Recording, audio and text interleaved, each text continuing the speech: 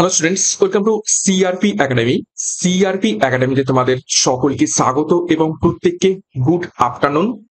এবং তোমরা অলরেডি জেনে গেছো যে সামনেই তোমাদের টেন্টেটিভ ডেট গুলো প্রকাশ করে দেওয়া হয়েছে ডাব্লিউবি রিক্রুটমেন্ট বোর্ডের তরফ থেকে, অর্থাৎ পরীক্ষাগুলো কিন্তু এবার এক এক করে হতে চলেছে। তোমাদের যে ডাব্লিউবিপি এসআই পরীক্ষা সেটা 12ই অক্টোবর, এবং 2023-এর যে এসআই মেন পরীক্ষা সেটা 15ই অক্টোবর। এবং যেটা সব থেকে তোমাদের জিজ্ঞাসার প্রশ্ন ছিল ডাব্লিউপি কনস্টেবল সেটা কবে হতে চলেছে, সেটা হচ্ছে দেখো 30শে নভেম্বর। এবং 2024 সালের কলকাতা পুলিশ কনস্টেবল এবং লেডি কনস্টেবলের যে পরীক্ষা সেটা 1 ফেব্রুয়ারি 2026-এ হতে চলেছে।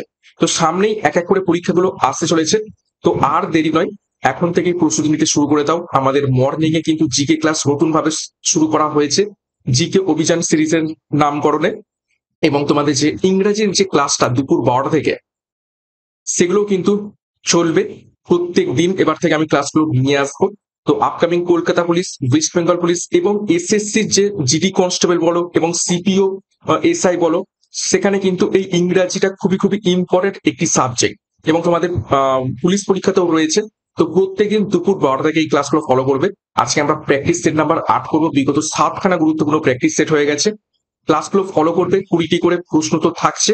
এখান থেকে গ্রামারের রুলটা কিন্তু তোমরা শিখতে পারবে, সাথে প্র্যাকটিসটাও হবে।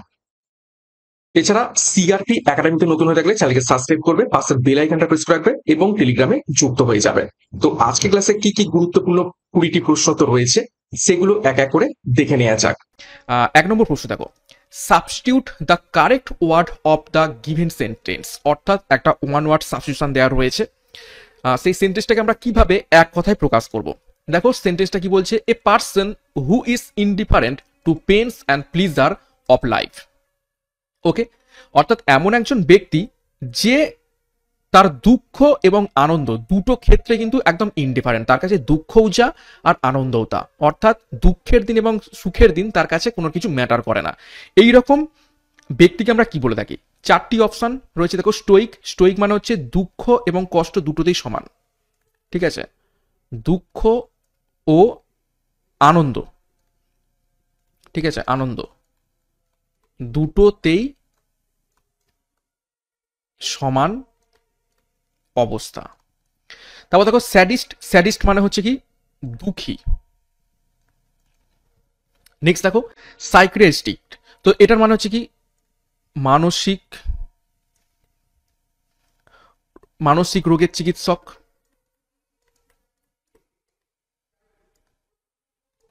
আর অ্যারিস্টোক্র্যাট মানে হচ্ছে অভিজাত ব্যক্তি।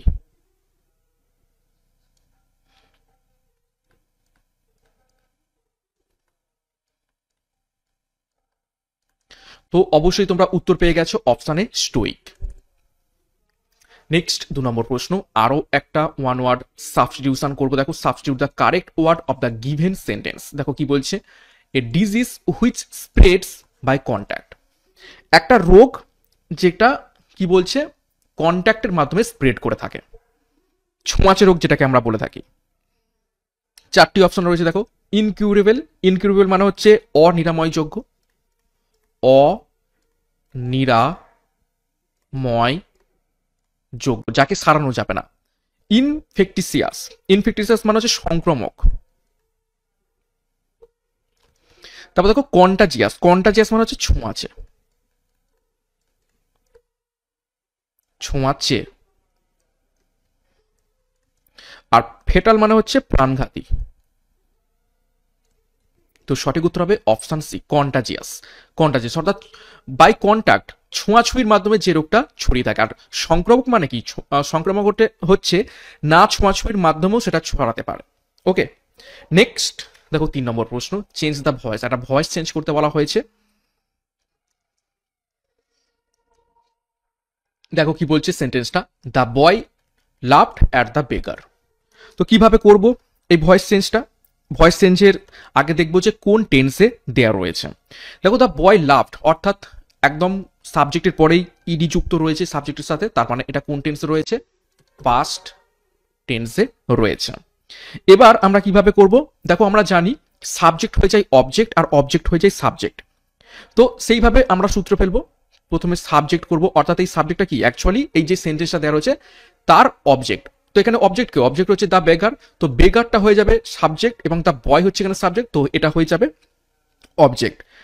এবার যেহেতু এটা পাস্ট টেন্স, তাহলে সাবজেক্টের পরে আমরা কি দেবো, ওয়াজ বা ওয়ার, তারপরে ভার্বের ভি3 দেবো, কেননা এটা হচ্ছে সিম্পল পাস্ট টেন্স রয়েছে, দ্য বয় লাভড, কোন রকম আইএনজি ফাইএনজি কিচ্ছু নেই, তো এর ক্ষেত্রে শুধুমাত্র ওয়াজ ওয়ার প্লাস ভার্বের ভি3, তারপরে বাই শব্দ দেবো, তারপরে অবজেক্ট দিয়ে দেবো। তো দ্য বেগার এখানে সাবজেক্ট হয়ে যাবে, দ্য বেগার। এবার দেখো এখানে দ্য বেগার সিঙ্গুলার নাম্বার, তো ওয়াজ, তারপর কি হবে, লাভড, লাভড, তারপর কি হবে দেখো, laughed at by the boy. তো কোন অপশনে রয়েছে এটা, তো সঠিক উত্তর হবে option D, the beggar was laughed at by the boy. Next 4 নম্বর প্রশ্ন দেখো, আরো একটা ভয়েস চেঞ্জ দেওয়া রয়েছে। দেখো the boys were playing cricket, আগে দেখবো কোন টেন্সে রয়েছে। দেখো ওয়ার রয়েছে, তার মানে কি হলো পাস্ট, কিন্তু এখানে কি যুক্ত রয়েছে, ভার্বের সাথে আইএনজি, তার মানে পাস্ট কন্টিনিউয়াস টেন্স। এর ক্ষেত্রে কি সূত্র, সাবজেক্ট প্লাস ওয়াজ বা ওয়ার প্লাস বিং শব্দ নিয়ে আসবো, প্লাস ভার্বের ভি3 প্লাস বাই, তারপরে অবজেক্ট। তো করা যাক। তো এখানে দেখো এই ক্রিকেট, ক্রিকেট এখানে অবজেক্ট, তার মানে এটা হয়ে যাবে সাবজেক্ট, তো হয়ে যাবে ক্রিকেট, ক্রিকেট শব্দটা হচ্ছে সিঙ্গুলার, তো cricket was being play, play থেকে হয়ে যাবে কি ভার্বের থার্ড ফর্ম প্লেড, তারপরে বাই দ্য বয়েজ। একদম ইজি, তো সঠিক উত্তর হয়ে যাবে option D, cricket was being played by the boys. আশা করি বুঝতে পেরেছো। নেক্সট দেখো 5 নম্বর প্রশ্ন, কি বলছে, choose the antonym or opposite meaning of the given word. যে শব্দটা দেওয়া রয়েছে সেই শব্দটার বিপরীত শব্দ খুঁজে বের করতে হবে। শব্দটা হচ্ছে ফোরমোস্ট। ফোরমোস্ট মানে হচ্ছে কি সর্বপ্রথম বা গুরুত্বপূর্ণ বলতে পারো, যেটা সবার সামনে থাকে, ফোরমোস্ট আগে যে থাকে। 4টে অপশন রয়েছে দেখো, হিন্ডমোস্ট, হিন্ডমোস্ট মানে হচ্ছে পশ্চাদমুখী বা শেষের দিকে থাকে। তারপর দেখো আনইম্পর্টেন্ট, আনইম্পর্টেন্ট মানে কি, আনইম্পর্টেন্ট মানে তোমরা সকলেই জানো গুরুত্বপূর্ণ অতটা নয়। তারপর দেখো ডিসপোস্ট, ডিসপোস্ট মানে হচ্ছে নিষ্পত্তি করা। আর ম্যাচিওর মানে হচ্ছে প্রাপ্তবয়স্ক বা পরিপক্ক। তো এখানে দেখো সব হিন্ট ফোরমোস্ট মানে হচ্ছে যে সামনের দিকে থাকে বা গুরুত্বপূর্ণ, তো এখানে হয়ে যাবে অপশন এ, হিন্ট মোস্ট হবে উত্তর, অর্থাৎ পশ্চাৎমুখী যে শেষের দিকে থাকে। নেক্সট 6 নম্বর প্রশ্ন, আরো একটা অ্যান্টোনিম বা অপোজিট মিনিং তোমাদের খুঁজে বের করতে হবে। শব্দটা হচ্ছে সুপিরিয়রিটি। সুপিরিয়রিটির বাংলা অর্থ কি, শ্রেষ্ঠত্ব। 4টে অপশন রয়েছে দেখো, সিনিয়রিটি, সিনিয়রিটি মানে হচ্ছে প্রবীণতা। জুনিয়রিটি মানে হচ্ছে কনিষ্ঠতা, মানে অর্থাৎ ছোট। ইনফেরিয়রিটি, ইনফেরিয়রিটি মানে হচ্ছে ন্যূনতা, যার কোনো ভ্যালু নেই। আর দেখো আরবানিটি, আরবানিটি মানে হচ্ছে শহুরেতা,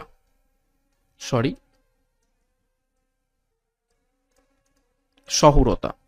তো দেখো শ্রেষ্ঠত্ব, যার খুব ভ্যালু রয়েছে, তার উল্টোটা কি হবে, ন্যূনত্ব, অর্থাৎ তার কোনো ভ্যালু নেই। সঠিক উত্তর হবে অপশন সি, ইনফেরিয়রিটি। আশা করি বুঝতে পেরেছো। নেক্সট 7 নম্বর প্রশ্ন দেখো, choose the correct meaning of the given idiom or প্রভাব।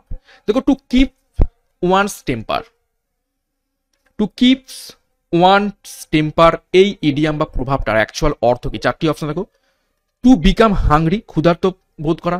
B, to be in good mood, খুব ভালো মুডে থাকা। Option C, to preserve one's energy, কারোর একজনের শক্তি সঞ্চয় করে রাখা। নাকি option D, to be aloof from. এই প্রশ্নটা আমি করিয়েছি আই থিঙ্ক, সঠিক উত্তর হবে option B, to be in good mood. Next 8 number প্রশ্ন, choose the correct meaning of the given idiom or প্রভাব। দেখো এখানে পার্টিকুলার কোনো ইডিয়াম দেওয়া নেই, এখানে বরং দেওয়া রয়েছে একটা সেন্টেন্স, এই সেন্টেন্সের মধ্যে ইডিয়ামটা ঢোকানো রয়েছে এবং তার তলায় আন্ডারলাইন করে দেওয়া রয়েছে। তো তার অ্যাকচুয়াল অর্থ কি হবে খুঁজে বের করতে হবে। দেখো সেন্টেন্সটা, leaders should not only make speeches, they should also be prepared to bell the cat. অর্থাৎ নেতাদের শুধুমাত্র বড় বড় ডায়লগ দিলেই হবে না, কিভাবে বিড়ালের গলায় ঘন্টা বাঁধতে হবে তার জন্যও তৈরি থাকতে হবে। To bell the cat, to bell the cat মানে হচ্ছে কি বিড়ালের গলায় ঘন্টা বাঁধা, বিখ্যাত গল্প। ইঁদুররা প্ল্যান করেছিল বিড়ালের গলায় ঘন্টা বাঁধবে, কিন্তু কোন ইঁদুরটা যাবে বিড়ালের গলায় ঘন্টা বাঁধতে? তো সেই ইডিয়ামটার অ্যাকচুয়াল অর্থ কি হবে দেখো, to take lead in danger, বিপদের মধ্যে লিড করা। Option B, to tie bell a cat snake, একটা বিড়ালের গলায় ঘন্টা বাঁধা। Option C, to be alert of enemy, হচ্ছে শত্রু থেকে সতর্ক থাকা। নাকি option D, to make noise, আওয়াজ করা। টু বেল দ্য ক্যাট মানে কি? সঠিক উত্তর হবে option A, to take lead in danger, অর্থাৎ বিপদে লিড করা বা নেতৃত্ব দেওয়াটাই সব থেকে গুরুত্বপূর্ণ। ভিভিআই প্রশ্ন এটা। নেক্সট 9 নম্বর প্রশ্ন দেখো, select the pair which has same relationship. অর্থাৎ একটা রিলেশনশিপ দেওয়া রয়েছে দেখো, পর্ক পিগ। তো আমরা জানি পিগের মাংস থেকে অর্থাৎ শুকুরের মাংসকে আমরা কি বলে থাকি? পর্ক বলে থাকি।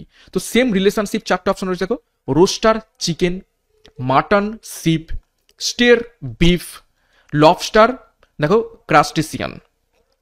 তো কোনটা মিলছে? তো সঠিক উত্তর হবে অপশন বি, শিপ, অর্থাৎ ভেড়ার মাংস থেকে মাটন পেয়ে থাকি। সিমিলারলি শুকুরের মাংস থেকে আমরা পর্ক পেয়ে থাকি, বা পর্ক আমরা শুকুরের মাংসকে বলে থাকি আর মাটন বলে থাকি শিপের মাংসকে। তো এই রিলেশনশিপটি মিলছে, বাদ বাকি rooster chicken, steer beef, lobster, crustacean এগুলো একটাও মিলছে না। নেক্সট দেখো 10 নম্বর প্রশ্ন, select the pair which has the same relationship. আরো একটা প্রশ্ন দেওয়া রয়েছে দেখো, ডিস্টেন্স মাইল। তো ডিস্টেন্স মানে কি? দূরত্ব। দূরত্বের একক কি হয়ে থাকে? মাইল হয়ে থাকে। দেখো 4টে অপশন দেখো, liquid litre, bushel corn, weight scale. Option D, fame television. তো কোনটা মিলছে? দেখো ডিস্টেন্স, দূরত্বের একক যদি মাইল হয়ে থাকে, সিমিলারলি তরলের একক কি হয়ে যায়? লিটার হয়ে যায়। তো এখানে শুধুমাত্র অপশন এটাই মিলছে, বাদ বাকি একটাও ঠিকঠাক ভাবে মিলছে না। আশা করি বুঝতে পেরেছো। নেক্সট আমরা চলে যাবো 11 নম্বর প্রশ্ন, change the narration. Narration change করতে বলা হয়েছে, সেন্টেন্সটা দেখা যাক। দেখো, আই সেড টু হিম, আমি তাকে বললাম, why are you working so hard, কেন তুমি এত কাজ করছো? তো আমি বলেছিলাম বাইরেরটাকে বলা হয়ে থাকে কি? রিপোর্টিং স্পিচ, আর ভিতরেরটাকে বলা হয়ে থাকে রিপোর্টিং স্পিচ, আর বাইরেরটাকে বলা হয়ে থাকে রিপোর্টেড স্পিচ। ওকে, তো এখানে দেখতে হবে, আচ্ছা WH ওয়ার্ড রয়েছে, WH ওয়ার্ড রয়েছে। তো WH ওয়ার্ডের ক্ষেত্রে কি বলবো, এটা ইজি, WH ওয়ার্ডটাকেই রাখলেই হয়ে যায়। এবং দেখো এখানে জিজ্ঞাসা চিহ্ন রয়েছে, তার মানে কি রয়েছে? এটা ইন্টারোগেটিভ সেন্টেন্সে রয়েছে। এই পুরো যে সেন্টেন্সটা রয়েছে কি সেন্টেন্সে রয়েছে? ইন্টারোগেটিভ। এরকম গ্রামারের নিয়ম কিন্তু শিখতে গেলে আমাদের ব্যাচ কোর্সে ঢুকতে হবে, সেখানে সম্পূর্ণ ভয়েস চেঞ্জ, ন্যারেশন চেঞ্জ প্রত্যেকটা নিয়ম শেখানো হয়েছে। তো আমরা যখন ন্যারেশন চেঞ্জ করব তখন এই ইনভার্টেড কমাগুলো তুলে দেবো, এবং এই ইন্টারোগেটিভটাকে আমরা কিসে পরিণত করব? অ্যাসার্টিভে পরিণত করব। ওকে, তো কিভাবে করব? এবং দেখো আরেকটা জিনিস মনে রাখবে, যখনই এই সেড টু থাকবে তখন এই জিজ্ঞাসা চিহ্নের ক্ষেত্রে বা ইন্টারোগেটিভের ক্ষেত্রে কি হয়ে যাবে? সেড টু থেকে হয়ে যাবে আস্কড। ওকে, তো কিভাবে করব দেখো, আই আস্কড হিম। এবার আমরা ইনভার্টেড কমা তুলে দেবো এবং WH শব্দটাকে বসিয়ে দেবো। হোয়াই, এবার দেখো ইন্টারোগেটিভকে আমরা কি করব? অ্যাসার্টিভে করব, অর্থাৎ আর প্রশ্নবোধকে রাখলে হবে না। তো এর ক্ষেত্রে এই যে সাবজেক্টটা রয়েছে এটা সামনে আসবে আর বিভাবটা পরে চলে আসবে। তো দেখো এই ইউটা আমি যাকে জিজ্ঞেস করছি সে, তার মানে এখানে হয়ে যাবে হোয়াই হি, এবং আরটা কি হয়ে যাবে? হি এর সাথে কি যাবে? নিশ্চয়ই ওয়াস। হোয়াই হি ওয়াস, এবং ভিতরে প্রেজেন্ট টেন্স ছিল কিন্তু বাইরে যেহেতু পাস্ট টেন্স রয়েছে, তার মানে ভিতরেরটাকে আমাকে পুরোটা পাস্ট টেন্সে পরিণত করতে হবে। তো হোয়াই হি ওয়াস, তারপর যা রয়েছে ওয়ার্কিং সো হার্ড, ব্যাস শেষে ফুল স্টপ, আর জিজ্ঞাসা চিহ্ন রাখলে হবে না। তো কোন অপশনে রয়েছে এটা? তো সঠিক উত্তর হবে অপশনে, I asked him why he was working so hard. আশা করি বুঝতে পেরেছো নিয়মটা। নেক্সট দেখো 12 নম্বর প্রশ্ন, আরো একটা চেঞ্জ দ্য ন্যারেশন করতে বলা হয়েছে। দেখো কি বলছে, হি সেড টু ইন্টারভিউয়ার, সে ইন্টারভিউয়ারকে বলল, could you please repeat the question, আপনি কি দয়া করে কোশ্চেনটা রিপিট করতে পারবেন? এবার এখানে দেখো এটা কোন সেন্টেন্স রয়েছে, দেখো কুড ইউ প্লিজ, দয়া করে বলা হয়েছে, শেষে জিজ্ঞাসা চিহ্ন রয়েছে বটে, কিন্তু এটা অ্যাকচুয়ালি যেহেতু দয়া করে বলা হয়েছে তো এটা হচ্ছে ইম্পারেটিভ সেন্টেন্স, প্রার্থনামূলক ইম্পারেটিভ সেন্টেন্স। ঠিক আছে, তো এক্ষেত্রে কিভাবে আমরা করব, তাহলে এই সেট টুর জায়গায় যেহেতু একটা অনুরোধ করছে, কুড ইউ প্লিজ অনুরোধ করছে, তো এই সেট টুর জায়গায় আমরা কি করবো, রিকোয়েস্টেড, তো হয়ে যাবে দেখো হি রিকোয়েস্টেড, কাকে করলো, ইন্টারভিউয়ার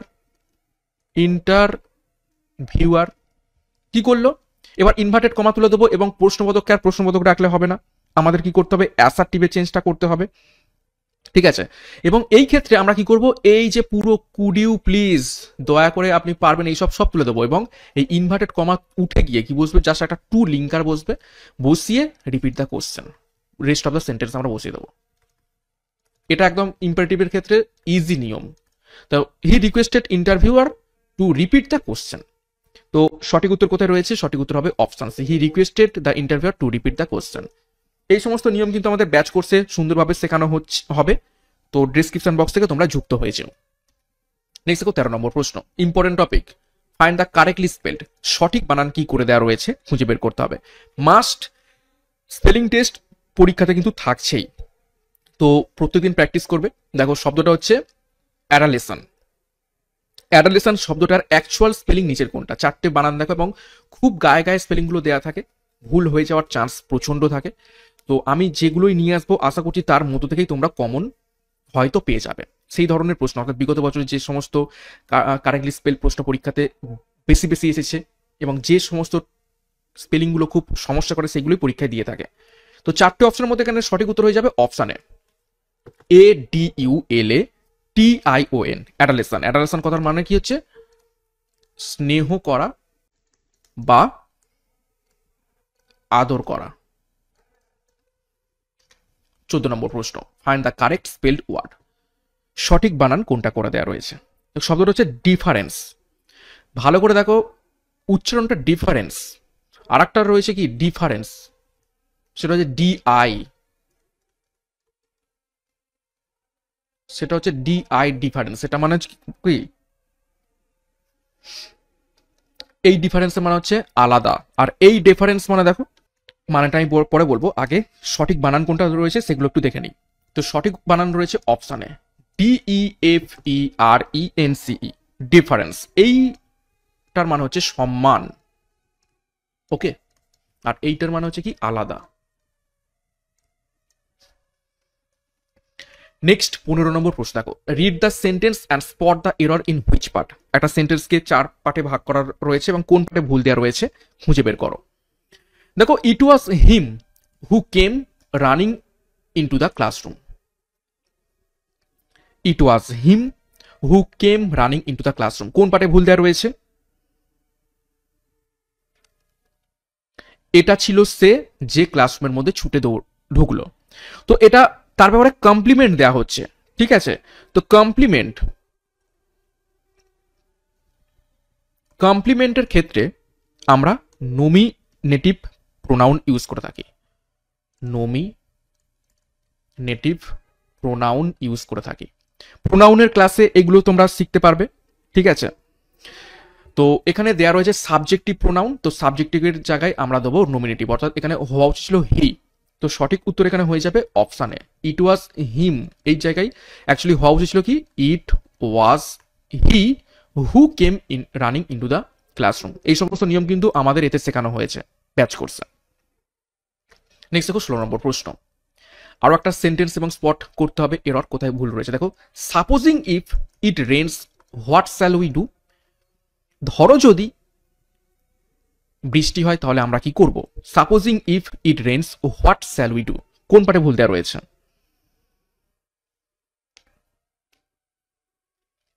তো ভুলটা দেওয়া রয়েছে পার্ট 1-এ। সাপোজিং আবার ইফ দুটো একসাথে হয় না, আমরা বাংলায় ওরকম বলি সাপোজ ধরো, এই অ্যাকচুয়ালি ভুল কথা, আমরা বাংলায় অনেক কিছু ভুলভাল বলি।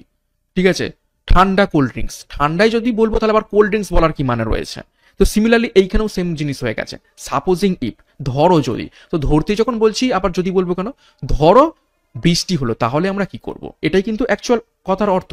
তো সঠিক উত্তর হবে অপশন এ। সাপোজিং ইফ হয় না, শুধুমাত্র কি হবে? সাপোজ।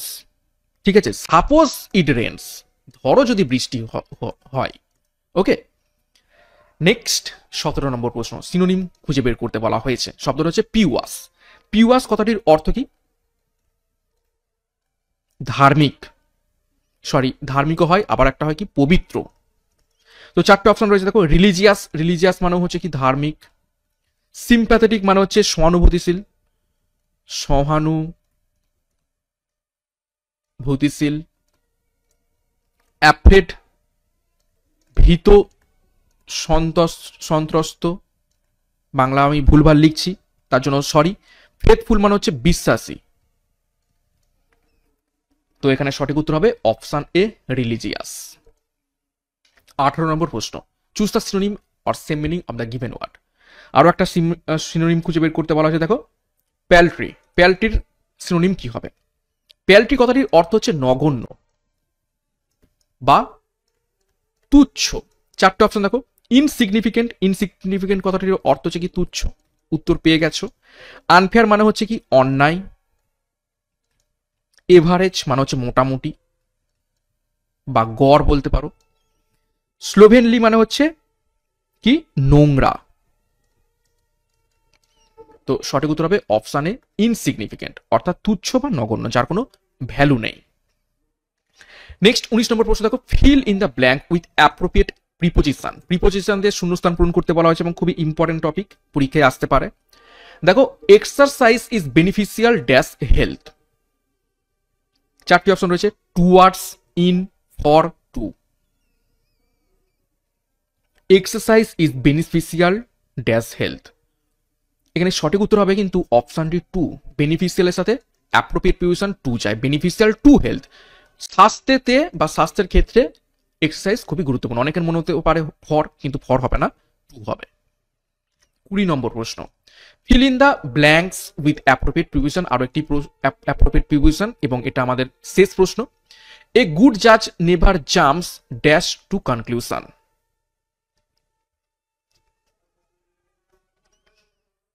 কোনটা হবে? অপশন রয়েছে টু। দেখো, টু টু ফর পাশাপাশি তো হয় না, তো টু তো বুঝতেই পারলো এটা হবে না। At, on, for. তো সঠিক উত্তর হবে এখানে option A, sorry option B, at. Jumps at, jumps at মানে হচ্ছে ঝাঁপিয়ে পড়া, ঝাঁপিয়ে পড়া। অর্থাৎ একজন ভালো বিচারক কখনোই খুব তাড়াতাড়ি কনক্লুশনে ঝাঁপিয়ে পড়ে না বা কনক্লুশনে আসে না।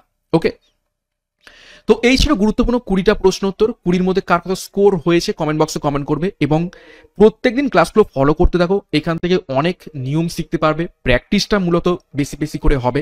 20টা করে প্রশ্ন উত্তর করানো হচ্ছে এবং প্রত্যেকটা টপিক আমি কভার করার চেষ্টা করব, যেমনটা পরীক্ষাতে আসতে পারে সেই রকম ওয়াইজ। এবং সিআরপি একাডেমিতে নতুন হতে গেলে চ্যানেলকে সাবস্ক্রাইব করবে, পাশের বেল আইকনটা প্রেস করে রাখবে, সাথে টেলিগ্রামে যুক্ত হয়ে যাবে। ক্লাসের পিডিএফ, বিষয়ভিত্তিক mock test, subject current affairs এবং ফুল মক টেস্ট পাওয়ার জন্য টেলিগ্রামে কিন্তু সমস্ত কিছু আপডেট পাবে। তো এখানেই শেষ করলাম। প্রত্যেককে all the best. Thank you, by.